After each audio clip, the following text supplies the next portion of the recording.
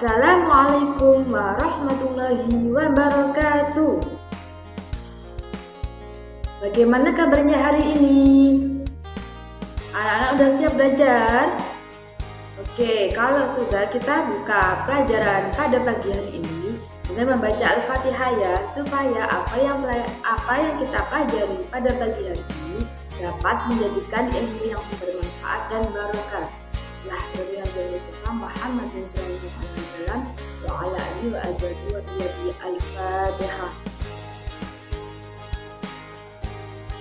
Terima kasih. Oke anak-anak, hari ini ada yang tidak masuk enggak? Baik, pintar semua. Alhamdulillah ya, hari ini anak-anak masih semua, tidak ada yang sakit dan tidak ada yang izin.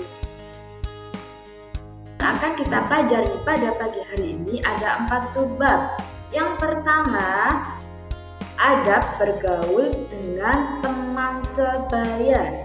Yang kedua, adab bergaul terhadap orang yang lebih tua. Dan yang ketiga, adab bergaul terhadap orang yang lebih muda. Dan yang terakhir yaitu adab bergaul dengan lawan jenis. Baik, yang pertama yaitu adab bergaul dengan teman sebaya. Apa sih teman sebaya itu? Pengertian teman sebaya dalam Kamus Besar Bahasa Indonesia adalah kawan, sahabat, atau orang yang hampir sama dengan kita. Jadi, bergaul dengan teman sebaya adalah pertemanan antara individu yang satu dengan individu yang lainnya yang mempunyai umur yang hampir sama. Pun cara bergaul dengan teman sebaya yang baik menurut Islam. Bismillahirrahmanirrahim. Ar-rajulu 'ala dini khalilihi falyanzur ahadukum mimman yukhalil. Yang artinya seseorang itu tergantung agama teman dekatnya. Oleh karena itu, hendaklah seseorang dari kalian memperhatikan siapa yang dia jadikan teman dekatnya. Hadis riwayat At-Tirmidzi. Jadi, dalam Islam pun dijelaskan bahwa ketika kita mau bergaul dengan teman sebaya, kita harus memilihnya. Dalam artian memilihnya ini, kita harus memilih teman yang baik. Karena ketika teman kita baik, kita akan mengikutinya. Jadi ketika teman kita nggak baik, lambat laun kita pun akan mengikuti yang tidak baik gitu. Jadi anak-anak kelas 12 ini ketika mau memilih teman harus memilih teman yang baik. Oke, lanjut. Yang ketiga yaitu adab bergaul dengan teman sebaya. Yang pertama, saling menghormati. Jadi meskipun kalian umurnya hampir sama, kalian harus saling menghormati ya, tidak saling menghakimi. Misal si A dan si B ini kan dari budaya yang berbeda. Nah, si A dan si B ini tidak boleh saling mengolok. Tidak boleh saling mengolok. Budayamu ini itu tidak boleh. Iya. Yang kedua yaitu saling tolong menolong. Jadi misal si A ini mempunyai permasalahan, jadi si B ini harus menolongnya karena si A dan si B adalah berteman. Yang ketiga yaitu saling memberi kasih sayang, dan yang terakhir yaitu saling menasihati. Itu ya. Itu tadi adab bergaul dengan teman sebaya. Yang keempat yaitu larangan dalam bergaul dengan teman sebaya. Yang pertama, pergaulan bebas. Ini paling penting loh. Misal Mbak Widya dengan Mas Putra ini kan berteman, umurnya kan sama. Nah, di sini tidak boleh pergaulan bebas. Artinya tidak boleh berbuat zina, pacaran, itu kan termasuk pergaulan bebas ya. Itu tidak boleh. Yang kedua, bermusuhan loh. Ini sangat penting loh ya. Bermusuhan ini tidak boleh ketika kita bergaul dengan teman sebaya. Dan yang terakhir yaitu melanggar norma-norma agama seperti berzina, minum minuman keras, konsumsi narkoba, naudzubillah, dan lain. Yang kedua yaitu adab bergaul terhadap orang yang lebih tua. Ada yang tahu nggak orang yang lebih tua itu siapa? Dalam Kamus Besar Bahasa Indonesia, orang yang lebih tua adalah orang yang dipandang umurnya lebih tua dari kita dan orang yang berpengalaman seperti ibu guru, bapak guru, orang tua, nenek, kakek, terus bapak apa itu kan orang berpengalaman ya, dan lain sebagainya. Kemudian ada tata cara juga di sini, yaitu tata cara bergaul dengan orang yang lebih tua. Yang pertama, ketika kita berucap atau ketika kita berkomunikasi, ucapan kita harus sopan dan santun. Seperti ketika kita bertemu dengan dia, itu kita harus memakai bahasa krama atau bahasa Indonesia yang benar. Kemudian ketika kita disuruh untuk melakukan perbuatan yang tidak baik, kita harus menolaknya dengan bahasa yang halus. Jadi tidak kasar ya. Misal mbah ini menyuruh cucunya untuk mencuri, ya cucunya ini tidak berlangsung emong, itu kan bahasa kasar. Berarti yang halus bagaimana? Berarti boten mbah itu perbuatan semboten sae. Itu kan menolak dengan ucapannya halus. Kemudian yang ketiga, menghormati dengan ikhlas. Jadi ketika kita menghormati itu tidak ada paksaan. Mendahulukan orang yang lebih tua dari kita. Artinya, ini contohnya ini. Misal ketika kita belanja di Indomaret, nah, itu kan antri di kasir. Kemudian ada bapak-bapak di belakang kita yang sudah sepuh banget. Apa yang harus kita lakukan?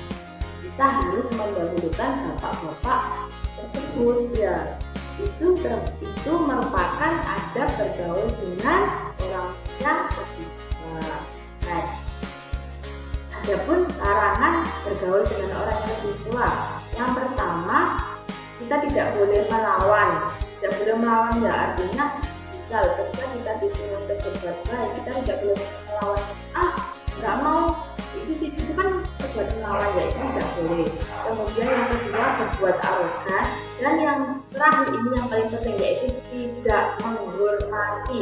Artinya ketika kita bergaul dengan orang yang lebih tua, kita harus menghormatinya. Next.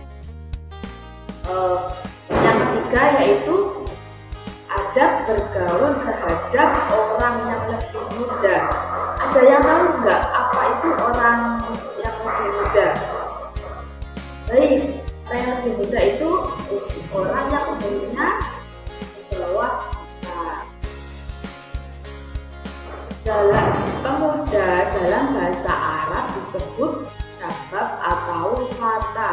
Dalam Kamus Besar Bahasa Indonesia, pemuda berarti orang yang belum sampai setengah umur dan merupakan lawan dari tua. Orang yang lebih muda di sini yang dimaksud adalah anak kecil atau remaja atau para pemuda. Yang kedua yaitu tata cara bergaul terhadap orang yang lebih muda. Yang pertama, memberi nasihat yang bijak. Yang kedua, mempererat persaudaraan. Artinya ketika kita bergaul dengan orang yang lebih muda, kita harus mempererat tali persaudaraan. Yang ketiga, memberikan teladan yang baik. Kita harus mencontohkan perbuatan yang baik kepada teman yang kita gauli. Yang keempat yaitu melakukan pembinaan yang baik. Dan yang terakhir yaitu memberikan penghargaan ketika berprestasi. Misalnya kita kan sebagai orang yang lebih tua ya, si B ini yaitu orang yang lebih muda dari kita.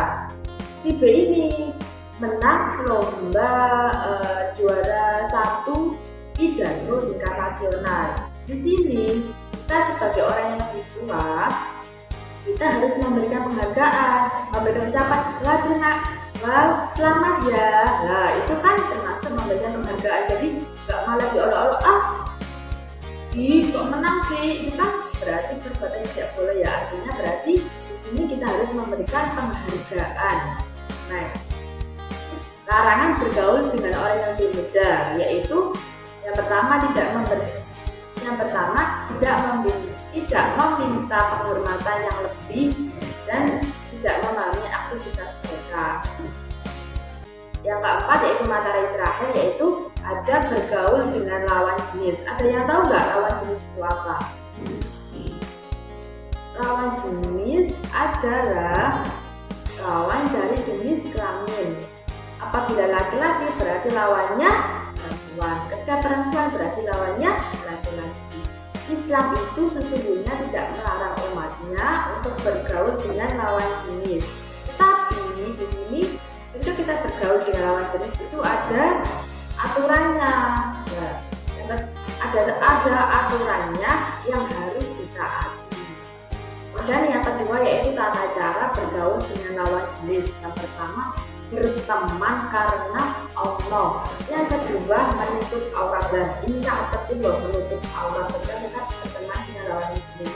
Yang ketiga, menjaga kemaluan. Yang keempat, menundukkan pandangan. Dan yang terakhir yaitu saling bertanggung jawab. Jadi, larangan bergaul dengan lawan jenis.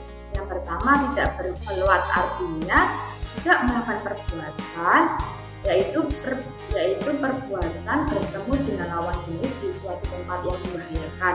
Yang kedua, tidak melakukan ikhtilat dengan lawan jenis dan tidak bersolek. Dan yang terakhir yaitu tidak berlebihan. Artinya ketika kita berteman dengan lawan jenis itu tidak boleh saling berlebihan. Ya teman-teman, biasa-biasa saja teman-teman untuk hal-hal kebaikan. Artinya ketika kita berteman dengan lawan jenis, kita itu harus berteman karena Allah. Nah, yang kedua untuk hal kebaikan, bukan untuk hal nafsiyat.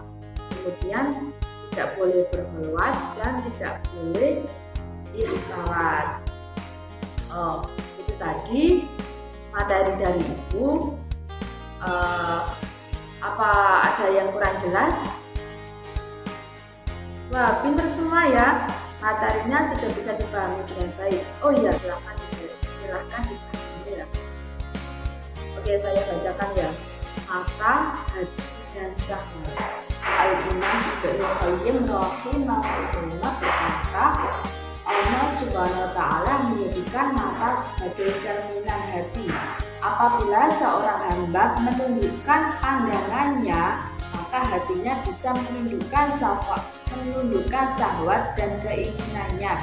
Dan apabila dia melepaskan pandangannya, maka hatinya pun ikut melepaskan syahwatnya.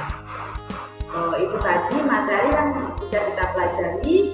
Semoga bermanfaat ya. Jangan lupa di rumah belajar ya dan dikerjakan tugas LKS halaman 23. Kita tutup pelajaran pada pagi ini dengan membaca hamdalah alhamdulillahirabbil alamin. Sekian dari Ibu, kurang lebihnya mohon maaf. Assalamualaikum warahmatullahi wabarakatuh.